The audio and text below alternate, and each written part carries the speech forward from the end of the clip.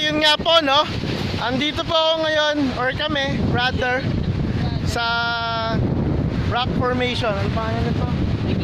Dikisi. Basta yun.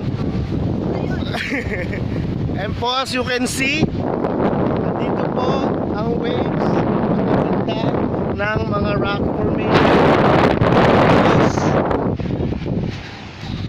Guys, mag-hello naman kayo. Hello. So ito nga po, ano?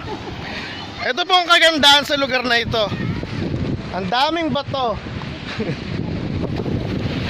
Ang dami ding waves. Oh, panis. Wala kayo niyan. Ay lamang po. Magta-travel pa po kami, mga kaibigan ko. Thank you.